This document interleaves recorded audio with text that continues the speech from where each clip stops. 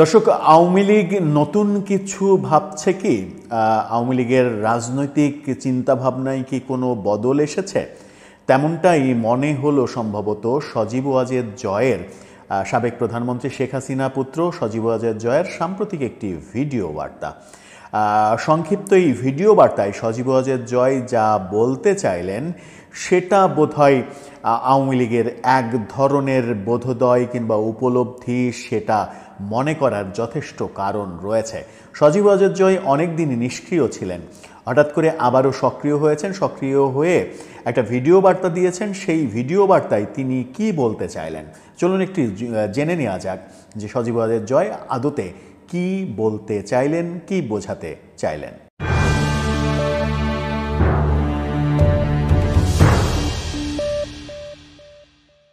দর্শক, পলিটিক্স টিভির নিয়মিত ভিডিওগুলো এখন থেকে স্পন্সর করছে প্রজাপতি.টিভি, নতুন ওটিটি প্ল্যাটফর্ম। আপনারা চাইলে ফেসবুকে, ইউটিউবে, ইনস্টাগ্রামে, টিকটকে দেখে নিতে পারেন, সাবস্ক্রাইব করে যুক্ত থাকতে পারেন। চলে যাচ্ছি মূল ভিডিওতে। বলছিলাম সাবেক প্রধানমন্ত্রী পুত্র সজীব ওয়াজেদ জয়ের কথা। তিনি আমেরিকায় বসবাস করেন। আমেরিকা থেকেই সম্প্রতি একটি ভিডিও বার্তা দিয়েছেন। তার খালাতো ভাই ববি, তাকে ভারতে দেখা গেছে, কলকাতায় এসেছেন তিনি। আওয়ামী লীগ নেতাকর্মীদের সঙ্গে ইফতার পার্টিতে জয়েন করেছেন, আওয়ামী লীগের মিটিংয়ে অংশগ্রহণ করেছেন। সেই মিটিং সম্ভবত শেখ হাসিনা নিজেই পরিচালনা করেছেন দিল্লি থেকে কলকাতায় এসে। এবার সজীব ওয়াজেদ জয়ের এই ভিডিও বার্তা নতুন কিছুই বোধহয় দিচ্ছে। সজীব ওয়াজেদ জয় বললেন যে সুষ্ঠু পরিবেশ তৈরির জন্য, আগামী নির্বাচনের পরিবেশ তৈরি, বাংলাদেশে অংশগ্রহণমূলক নির্বাচন এবং অংশগ্রহণমূলক রাজনীতির জন্য যদি প্রয়োজন হয় আলোচনায় বসার, তাহলে আওয়ামী লীগ আলোচনায় বসতে রাজি। এখন প্রশ্ন হচ্ছে যে আওয়ামী লীগ কার সঙ্গে আলোচনায় বসবে? আওয়ামী লীগ আলোচনায় বসতে রাজি, এটা একটা বোধোদয়ের ব্যাপার হতেই পারে যে আওয়ামী লীগ 7-8 মাস পরে তাদের একটা বোধোদয় হয়েছে যে তাদের এখন বোধহয় আলোচনার টেবিলে বসা উচিত। কিন্তু কাদের সঙ্গে আলোচনায় বসবে? সজীব ওয়াজেদ জয় সরাসরি না বললেও তিনি মূলত বুঝিয়েছেন সরকারের সঙ্গে আলোচনার ব্যাপারটা। কিন্তু সরকারের সঙ্গে আলোচনায় যদি আওয়ামী লীগ বসতে চায়, তাহলে সেটা কিভাবে সম্ভব? সরকার কি আওয়ামী লীগের সঙ্গে কোনো ধরনের কোনো আলোচনায় বসতে রাজি হবে, যখন সরকারের মধ্যেই বহু মত রয়েছে? আওয়ামী লীগকে নিষিদ্ধ করার জন্য সরকারের কিছু কিছু উপদেষ্টা এবং নতুন যে রাজনৈতিক দল গঠিত হয়েছে তারা যখন উঠে পড়ে লেগেছে, তখন সরকার কি আওয়ামী লীগের সঙ্গে কোনো ধরনের কোনো সংলাপে রাজি হবে? আমার মনে হয় যে এই সরকার, অন্তত ডক্টর ইউনূসের এই সরকার, আওয়ামী লীগের সঙ্গে কোনো ধরনের কোনো সংলাপে রাজি হবে না। তাহলে বিকল্প পথটা কি? বিকল্প পথ এমন যে সরকার থেকে বারবার বলা হচ্ছে এবং বিভিন্ন রাজনৈতিক দল থেকেও বলা হচ্ছে যে আওয়ামী লীগের এখন পর্যন্ত বোধোদয় হয়নি, আওয়ামী লীগের উচিত তারা যে ভুল করেছে সেই ভুলগুলো স্বীকার করা এবং জাতির কাছে ক্ষমা চাওয়া। সেই পথে কি তাহলে আওয়ামী লীগ হাঁটবে? আওয়ামী লীগ কি তার ভুল, যে যদি তারা মনে করে যে তাদের কিছু ভুল হয়েছে, তাদের ভুলের কারণেই তাদের পতন হয়েছে, তাহলে সেই ভুলগুলো স্বীকার করে তারা কি এক ধরনের স্যাক্রিফাইজিং মুডে সরকারের সঙ্গে আলোচনায় বসতে আগ্রহী হবে, নাকি অন্য কোনো পথে যাবে? আরেকটা যেটা আলোচনা হচ্ছে সেটা হচ্ছে যে আওয়ামী লীগের মধ্যে যারা দুর্নীতিবাজ, এটা তো সর্বজন স্বীকৃত যে আওয়ামী লীগের সবাই দুধে ধোয়া তুলসী পাতা নয়। আওয়ামী লীগের মধ্যেও দুর্নীতিবাজ রয়েছে, আওয়ামী লীগের মধ্যেও আকাম কুকাম করেছে এরকম অনেক নেতানেত্রী রয়েছে, হেভিওয়েটরাও রয়েছে। তাদেরকে দল থেকে বের করে দিয়ে কিংবা তাদেরকে দলের মধ্যে না রেখে কিংবা দলে এক প্রকার অকেজো করে রেখে আওয়ামী লীগ কি, যারা সত্যিকারের সুস্থভাবে রাজনীতি করে, সুন্দর রাজনীতি করে, তাদের নিয়ে আওয়ামী লীগ কি এক ধরনের পরিশোধিত আওয়ামী লীগ হিসেবে আসবে? যদিও রিফাইন্ড আওয়ামী লীগের যে তত্ত্ব সরকার থেকে এবং বাংলাদেশের মধ্যে বিভিন্নভাবে প্রচার করা হচ্ছে, সেই রিফাইন্ড আওয়ামী লীগের তত্ত্বে আওয়ামী লীগ বিশ্বাসী নয়। কারণ আওয়ামী লীগ এখনও মনে করে যে শেখ হাসিনাই তাদের একমাত্র নেত্রী, শেখ হাসিনা ছাড়া তাদের কোনো বিকল্প নেতৃত্ব নেই। কিন্তু এখানে বাস্তবতা হচ্ছে শেখ হাসিনার বয়স এখন প্রায় ৭৮ বছর। বয়সের বাস্তবতা একটা বড় বিষয়, যে আর কতদিন তিনি শারীরিক সক্ষমতা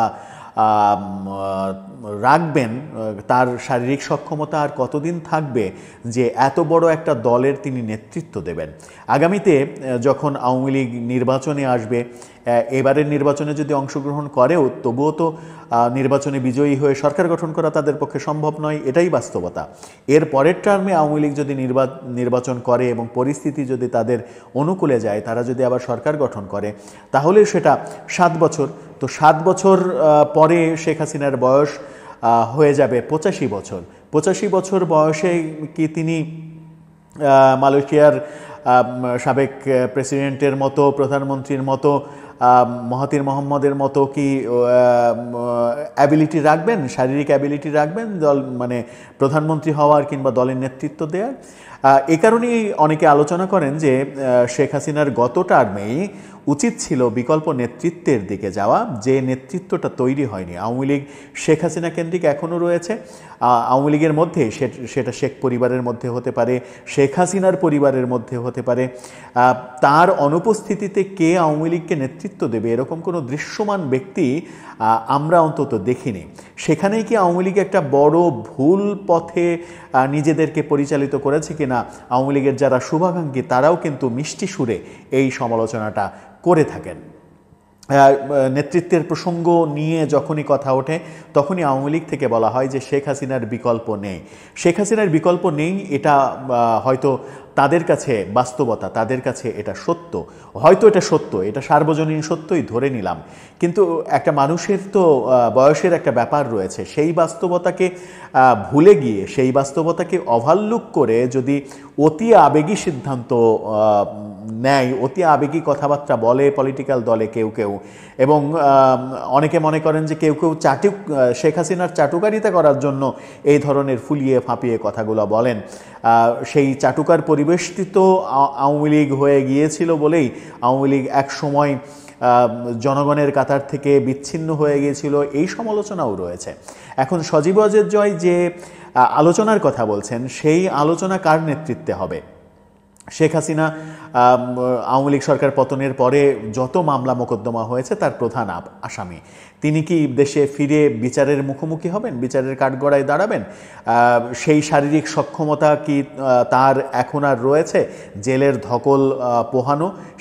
সেটাও কিন্তু একটা বাস্তবিক আলোচনা। তাহলে আওয়ামী লীগ কার নেতৃত্বে আগাবে, কার নেতৃত্বে মিটিং করবে, কার নেতৃত্বে আলোচনায় বসবে, এই আলোচনাগুলো কিন্তু সামনে আসছে।